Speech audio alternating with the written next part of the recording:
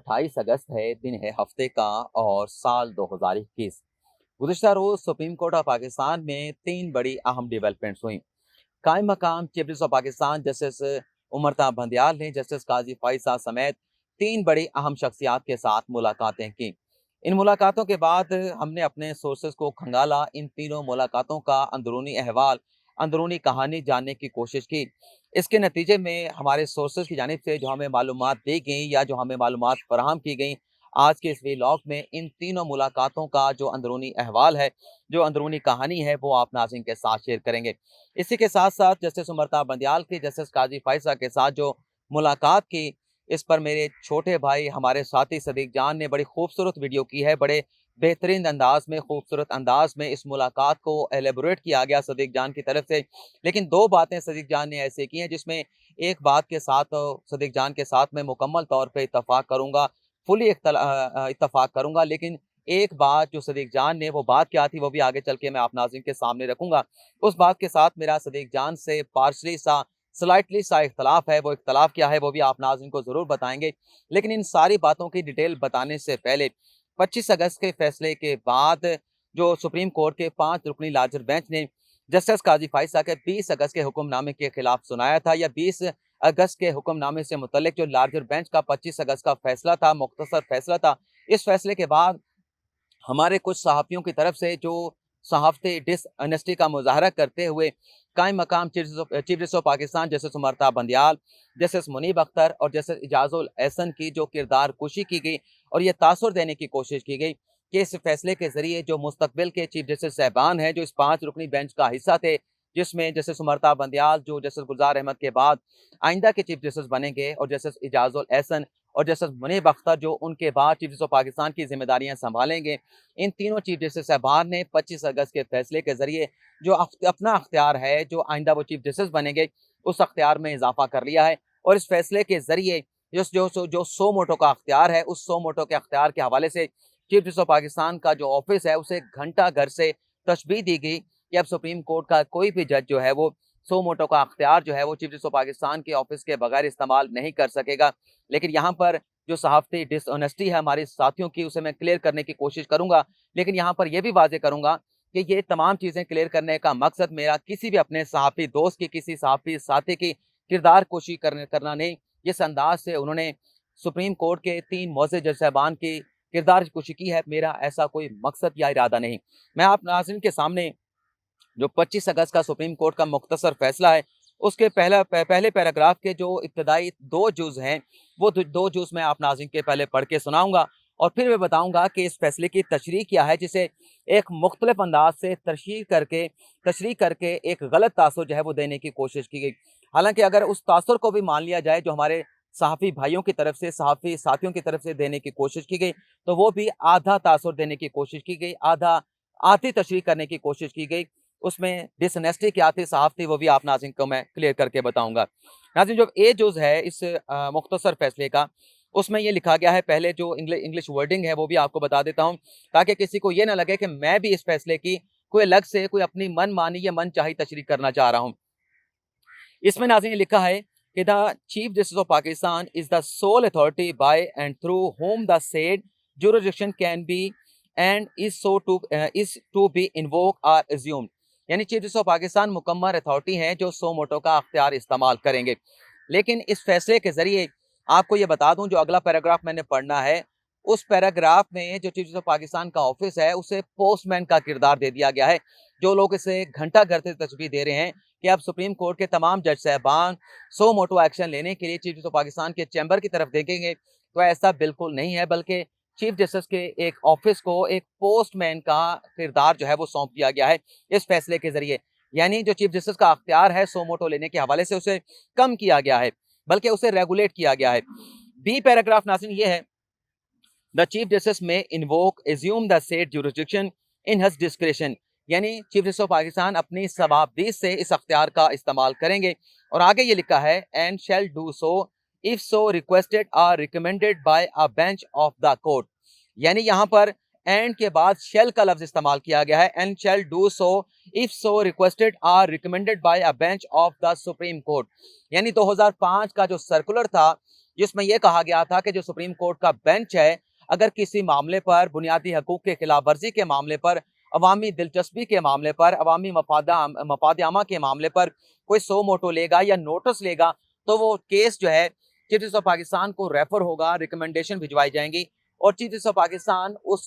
Notice की बाकायदा approval देंगे। तो वह एक सर्कुलर था, इंतजामी तौर पे चीफ जस्टिस ऑफ पाकिस्तान का एक जारी किया गया एक सर्कुलर था, लेकिन ये सुप्रीम कोर्ट ने बाकायदा प्रेसिडेंट बना दी है और इस प्रेसिडेंट के बाद अब जो बेंचेस हैं वो उसी तरह से, जिस तरह से 2005 के बाद मुख्तलिफ बेंचेस अपना किसी मामले पर नोटिस लेके चीफ जस्टिस को भिजवाते थे और चीफ जस्टिस उस सो मोटो एक्शन को अप्रूव कर देते थे, उन रिकमेंडेशन को अप्रूव कर देते थे। लेकिन यहाँ पर जैसे मैंने बताया कि अब शेल का लफ्ज इस्तेमाल कर दिया गया है और शेल का मतलब यह है कि अब कोई बेंच,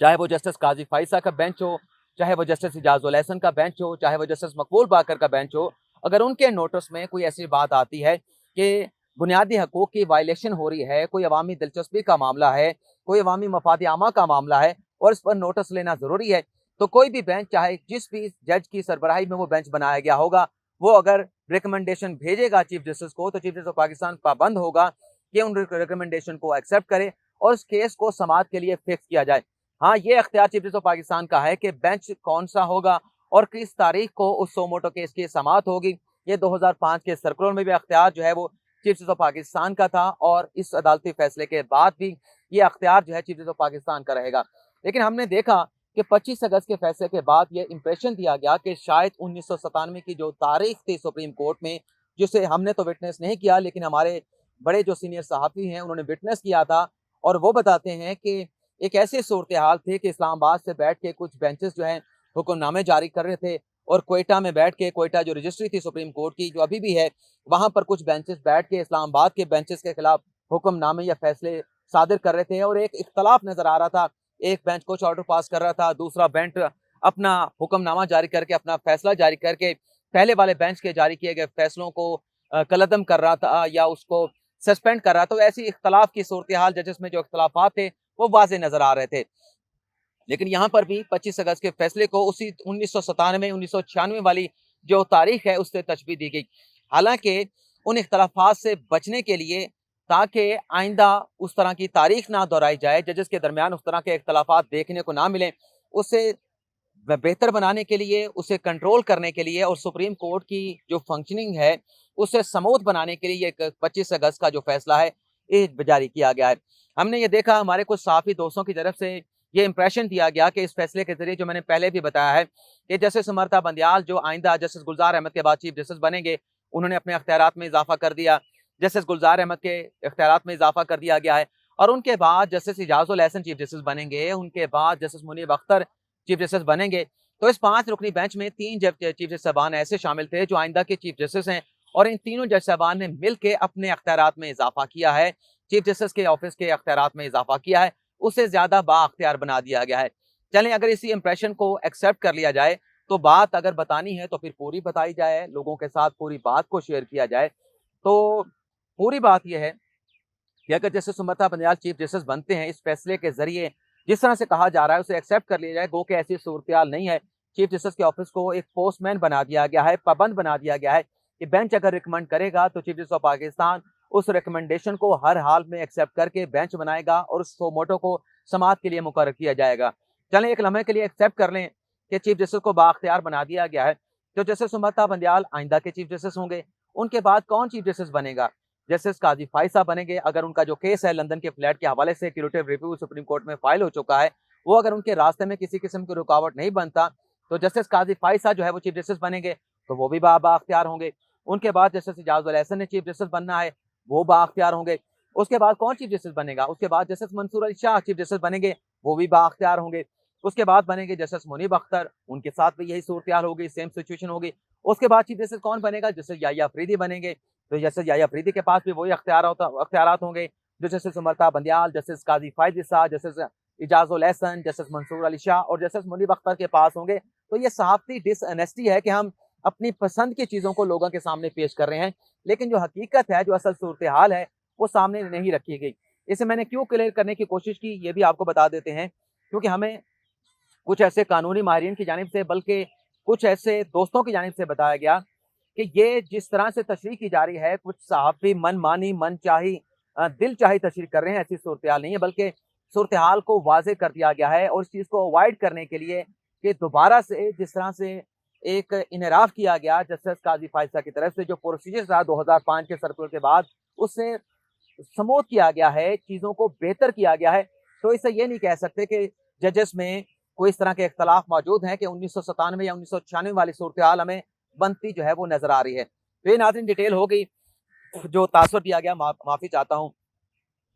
तो अब सदीक जान की भी बात कर लेते हैं। सदीक जान ने, जैसे मैंने बताया, बहुत खूबसूरत बात की और सदीक जान की इस बात के साथ इख्तलाफ करूँगा कि अगर कल जो मुलाकात हुई जस्टिस काज़ी फ़ाइज़ साहब और जस्टिस अमृता बंदयाल की, इस मुलाकात के बाद अगर जो इंप्रेशन है कि जजेस में इख्तलाफ मौजूद है, ये ख़त्म हो जाता है, तो हमारी जो रेटिंग आती है यूट्यूब चैनल की, आप नाज़रीन जब देखते हैं कि एक बहुत सारी हाइप क्रिएट हुई हुई है, हाइप बनी हुई है, सुप्रीम कोर्ट के जजेस एक-दूसरे के खिलाफ ऑर्डर पास कर रहे हैं, हुक्मनामे पास कर रहे हैं, तो हमारे व्यूज़ भी बढ़ जाते हैं, हमें पैसे भी ज़्यादा मिलते हैं। और सदीक जान की बात बिल्कुल दुरुस्त है कि हमें हाइप ज़्यादा मिलती है, हमें रेटिंग ज़्यादा मिलती है, लेकिन दूसरी जो बात की कि अगर ये इख्तलाफात ख़त्म होने से हमारी रेटिंग कम होती है, तो हमें उससे कोई एतराज़ नहीं। उससे अगर मुल्क के इदारे मज़बूत होते हैं, उनके दरमियान अगर हम-आहंगी पैदा होती है, तो बेहतर है, मुल्क के इदारों को जो है वो मज़बूत होना चाहिए। मैं ये समझता हूँ कि अगर जजेस के दरमियान ये इख्तलाफात ख़त्म हो जाते हैं, हम-आहंगी पैदा हो जाती है और सुप्रीम कोर्ट के तमाम जज साहिबान मिलकर अगर ये तहैया कर लेते हैं कि एक मुनासिब मुल्क में जो एक जुडिशल एक्टिविज़्म होगा और जहाँ-जहाँ भी बुनियादी हकूक़ की वायलेशन होगी और बुनियादी हकूक़ की वायलेशन के साथ जो भी अवामी मफ़ाद आमा के, अवामी दिलचस्पी के मामलात होंगे, उन पर अगर नोटिस लिए जाएँगे, तो तब भी हमारी जो है वो रेटिंग बढ़ेगी। बजाय इसके कि सुप्रीम कोर्ट ये सोचे कि अगर हम जुडिशल एक्टिविज़्म की तरफ जाते हैं, तो बहुत सारे लोग क्रिटिसाइज़ करते हैं, तो जब जुडिशल एक्टिविज़्म होता है, तो बहुत सारे लोग उसकी तारीफ़ भी कर रहे होते हैं। लेकिन जब सुप्रीम कोर्ट सरेंडर कर देती है जुडिशल एक्टिविज़्म से, तो इस सूरत में भी सुप्रीम कोर्ट पे तनकीद होती है कि सुप्रीम कोर्ट की रिट जो है आइन के नफाज के हवाले से, कानून के नफाज के हवाले से, बुनियादी हकूक़ के अमलदारी के हवाले से सुप्रीम कोर्ट की फिर तनकीद यह होती है सुप्रीम कोर्ट पर कि सुप्रीम कोर्ट का जो डेटरेंस है, जो एक उसकी रिट है, वो नज़र नहीं आ रही। तो अगर मुनासिब जुडिशल एक्टिविज़्म हो जिसके ज़रिए जो आइन है उसको प्रोटेक्ट किया जा सके, जो कानून है उस पर उसकी हुक्मरानी को यकीनी बनाया जा सके, लोगों के बुनियादी हकूक़ अगर सल्ब होते हैं, उन बुनियादी हकूक़ का तहफ़्फ़ुज़ यकीनी बनाया जा सके, अवामी दिलचस्पी, अवामी मफ़ाद आमा के जो मामलात हैं, उन्हें सुप्रीम कोर्ट में अगर टेकअप किया जाता है, तो इस सूरत में हमारी रेटिंग जो है वो कम नहीं होगी, बल्कि रेटिंग बढ़ेगी और इस तरह से लोगों को सस्ता इंसाफ़, फौरी इंसाफ़ मिलने की राह में जो रुकावटें होती हैं, जब एक डेटरेंस सुप्रीम कोर्ट की बन जाएगी, एक उसकी रिट बन जाएगी, तो चीज़ें और महकमे भी डरेंगे कि अगर हम गलत काम करेंगे, तो सुप्रीम कोर्ट की तरफ से इस मामले का नोटिस लिया जा सकता है। तो मेरी राय ये थी, सदीक जान की राय ये थी कि अगर हमारी रेटिंग कम होती है, मैं ये समझता हूँ कि अगर चीज़ें बेहतर हो जाएँगी और ये तहैया कर लिया जाएगा कि हमने ज़ेर इल्तिवा मुकदमात को भी निपटाना है और बुनियादी हकूक़ के मामलात को भी फ़ोकस करना है, केस देखना है, फेस नहीं देखना है, चाहे वो अपोज़िशन का केस है, चाहे किसी सियासी जमात का केस है, चाहे हुकूमत का केस है, लेकिन हमने इंसाफ़ करना है, हमने रिलीफ़ देना है, हमने फ़ैसला सुनाना है, ये तासुर नहीं लेना कि किसका केस है, किसी किस्म का दबाव नहीं लेना, तो उससे चीज़ें बेहतर होंगी और हमारी रेटिंग पर कोई फ़र्क नहीं पड़ेगा। अब मुलाकात के हवाले से बता देते हैं, कल पहली जो मुलाकात हुई जस्टिस अमृता बंदयाल के साथ, वो अटॉर्नी जनरल खालिद जावेद खान साहब की हुई। सुप्रीम कोर्ट में जब ये केस चल रहा था 20 अगस्त के फैसले के खिलाफ, तो बड़ी अच्छी तजवीज़ Khalid Javed Khan attorney general for Pakistan की तरफ से दी गई थी कि 20 अगस्त के फैसले को ऑल्टर करके चीफ जस्टिस ऑफ पाकिस्तान को रिकमेंड कर दिया जाए, रेफर कर दिया जाए। लेकिन सुप्रीम कोर्ट का जो 25 अगस्त का फैसला था, उनकी तजवीज़ से कुछ मुख्तलिफ था, बल्कि खासा ज़्यादा मुख्तलिफ था। लेकिन कल अटॉर्नी जनरल ने चीफ जस्टिस ऑफ पाकिस्तान कायम मकाम चीफ जस्टिस अमृता बंदयाल के साथ मुलाकात की। कल के फैसले के हवाले से उन्होंने रियलाइज़ किया कि एक बेहतर फैसला सुनाया गया और इस मुलाकात में 3 चीज़ें जो है वो अटॉर्नी जनरल खालिद जावेद खान साहब ने चीफ जस्टिस ऑफ पाकिस्तान के सामने रखी। एक बात ये है कि ऐसा तासुर नहीं जाना चाहिए, यानी एक बात ये की गई कि ऐसा तासुर ना जाए कि सुप्रीम कोर्ट के जजेस के दरमियान इख्तलाफ मौजूद है, बल्कि ये तासुर मिलना चाहिए कि तमाम जजेस के दरमियान हम आहंगी है। और दूसरा तासुर ये दिया गया कि जस्टिस काज़ी फ़ाइज़ा को जो है, जो बेंचेस हैं, अपने साथ बेंचेस में बिठाया जाए, शामिल किया जाए और इस तासुर को ख़त्म करने के लिए उन्हें अपने साथ मिला के साथ लेके चला जाए। तीसरी जो बात की गई वो ये थी कि जो पेंडेंसी है, जो ज़ेर इल्तिमा मुकदमात हैं, उन्हें जल्द निपटाने के हवाले से तमाम जजेस में अगर इख्तलाफ होगा, तो ये ज़ेर इल्तिमा मुकदमा तेज़ी से नीचे आएँगे, तेज़ी से इन्हें निपटाया जा सकेगा। लेकिन अगर ये इख्तलाफ चलता रहेगा, ये तासुर कायम रहेगा, अवामी तासुर कायम रहेगा, तो फिर इससे फ़र्क ये पड़ेगा, क्योंकि इंसाफ की फराहमी का जो सिलसिला है वो भी रुकेगा और ज़ेर इल्तवा मुकदमात की जो तादाद है उसमें भी इजाफ़ा होगा। और उसमें बताया गया है कि इसी मुलाकात में तजवीज़ दी गई थी कायम मकाम चीफ जस्टिस को कि आप जस्टिस काज़ी फ़ायज़ा के साथ मुलाकात करें, और जैसे ही ये मुलाकात ख़त्म हुई तो ज़रा ये बताते हैं कि जस्टिस अमृता बंदियाल की जानिब से राब्ता किया गया जस्टिस काज़ी फ़ायज़ा के साथ, और उनसे कहा गया कि आप चीफ जस्टिस के चैम्बर में तशरीफ़ लाएँ, और ये भी कहा गया था कि अगर वो तशरीफ़ नहीं लाते तो जस्टिस अमृता बंदियाल कायम मकाम चीफ जस्टिस ऑफ पाकिस्तान तैयार थे कि वो खुद चल के जस्टिस काज़ी फ़ायज़ा के साथ जाएँगे और सुप्रीम कोर्ट के मामलात के हवाले से उनसे डिस्कस करेंगे। लेकिन बहरहाल ज़रा ये बताते हैं कि जस्टिस उमर बंदियाल बहुत खुश हुए जब जस्टिस काज़ी फ़ायज़ उनके पास आए, उनके चैम्बर में आए, उनके साथ मुलाकात की, और बड़े अच्छे माहौल में, खुशगवार माहौल में ये मुलाकात हुई। इस मुलाकात में कायम मकाम चीफ जस्टिस ने जस्टिस काज़ी फ़ायज़ की अहलिया की जो सेहत है उसके बारे में दरियाफ़्त किया, उनकी सेहत के हवाले से दुआ की गई। जस्टिस काज़ी फ़ायज़ ने अपनी अहलिया सरीना ईसा की सेहत के हवाले से कायम मकाम चीफ जस्टिस को आगाह किया, और ये कहा गया कायम मकाम चीफ जस्टिस की तरफ से जस्टिस काज़ी फ़ायज़ा को कि मैं आपको अपने छोटे भाइयों की तरफ समझता हूँ, मेरा आपके साथ या सुप्रीम कोर्ट का किसी किस्म का कोई इख्तलाफ नहीं, ये फैसला भी आपके रास्ते में रुकावट नहीं बनेगा। और इस फैसले को एलेबोरेट करके तशरीह की गई, ये सारी चीज़ें मैं अज़्यूम कर रहा हूँ क्योंकि ये फैसला जो बताया है मैंने, इसका तासुर कुछ और देने की कोशिश की गई और जजेस के इख्तलाफात को बढ़ावा देने की कोशिश की गई थी हमारे कुछ सहाफ़ियों की तरफ से। लेकिन इस फैसले के हवाले से भी जो चीज़ें हैं वो क्लियर की गई कायम मकाम चीफ जस्टिस ऑफ पाकिस्तान की तरफ से।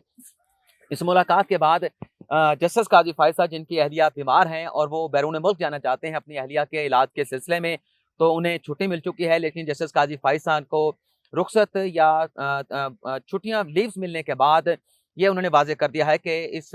बैरून मुल्क दौरे के दौरान वो अपनी अहलिया का इलाज तो कराएँगे, लेकिन अपने ज़ाती खर्च पे, अपनी जेब के खर्च से, अपनी जेब से वो तमाम अख़राजात जो है वो अदा करेंगे। लेकिन तीसरी जो मुलाकात हुई जस्टिस काज़ी फ़ायज़ साहब की मुलाकात के बाद, वीडियो माज़रत चाहता हूँ लंबी हो गई, तो वो तीसरी मुलाकात थी रजिस्ट्रार के साथ जस्टिस अमृता बंदियाल की, कायम मकाम चीफ जस्टिस की। इस मुलाकात में जो सहाफ़ियों की दरख्वास्त थी, जो सहाफ़ियों को हरासा करने से मुतल्लिक, सहाफ़ियों को धमकाने से मुतल्लिक, उन्हें अबडक्ट करने से मुतल्लिक, उन्हें थ्रेट करने से मुतल्लिक, इस दरख्वास्त को